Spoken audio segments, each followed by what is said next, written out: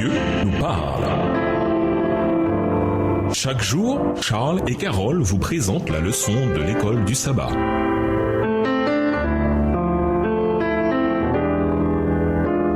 Bienvenue dans votre émission Dieu nous parle. Nous voilà à la leçon de mardi, l'Alliance au Sinaï. Le livre de l'Exode attire l'attention du lecteur sur 3 événements majeurs. L'Exode lui-même, l'établissement de l'Alliance et la construction du tabernacle, le sanctuaire, sont comme 3 montagnes qui surplombent d'autres événements moins importants. L'établissement de l'Alliance relaté dans les chapitres 19 à 24 de l'Exode est le mont Everest des 3. Un bref aperçu de ces chapitres nous permet de comprendre la séquence des événements et leurs liens. Même si vous n'avez pas le temps de lire tous les versets mentionnés, concentrez-vous sur la séquence des événements. Premièrement, l'arrivée du peuple d'Israël et l'établissement de son campement au Sinaï après avoir été délivré par l'Éternel. Exode 19, les versets 1 à 2. Deuxièmement, la proposition de Dieu d'établir une alliance avec Israël. Exode 19, les versets 3 à 6. Troisièmement, la réponse positive du peuple d'Israël concernant cette alliance. Exode 19, les versets 7 à 8. Quatrièmement, les préparatifs pour recevoir officiellement l'alliance. Exode 19, les versets 9 à 25. Cinquièmement, la proclamation des 10 commandements. Exode 20, les versets 1 à 17. Sixièmement, Moïse, le médiateur de l'alliance. Exode 20, les versets 18 à 21. Septièmement, l'exposé des principes de l'alliance. Exode 20, le verset 22 à Exode 23, le verset 22. Huitièmement, la ratification de l'alliance. Exode 24, les versets 1 à 18. Cette alliance joue un rôle essentiel dans le plan du salut. C'est la 4e alliance citée dans la Bible, après les alliances passées avec Adam, Noé et Abraham. Et en elle, Dieu se révèle davantage encore qu'auparavant, d'autant plus que tout le rituel du sanctuaire est établi. Ainsi, le sanctuaire devient le moyen par lequel Dieu révèle au peuple le plan du salut que celui-ci devait proclamer au monde. Bien qu'il ait racheté de l'esclavage en Égypte, le Seigneur voulait faire comprendre au peuple d'Israël que la rédemption avait un sens plus large et plus important que la simple libération de l'esclavage physique. Il voulait le racheter du péché, l'esclavage ultime, et cela ne pouvait se faire que par le sacrifice du Messie, comme l'enseignaient les types et les symboles des services du sanctuaire. Il n'est donc pas étonnant que, peu de temps après avoir été rachetés de l'esclavage et avoir reçu la loi, les Israélites aient reçu des instructions concernant la construction du sanctuaire, car c'est là que Dieu devait leur révéler le plan de la rédemption, qui est le véritable sens de l'alliance et son but ultime. En effet, l'alliance n'est rien d'autre qu'une alliance de salut que le Seigneur offre à l'humanité déchue. C'est ce qu'elle était dans le jardin d'Éden et c'est ce qu'elle était au Sinaï. Pourquoi une alliance entre Dieu et le peuple d'Israël était-elle nécessaire? Lisons Deutéronome 29, les versets 10 à 13.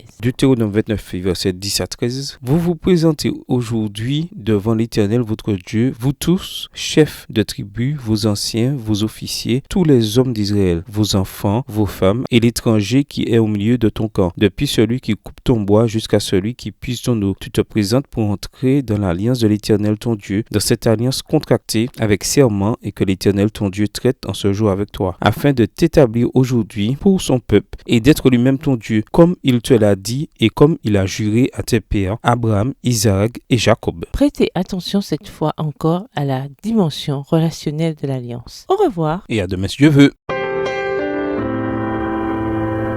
Dieu nous parle.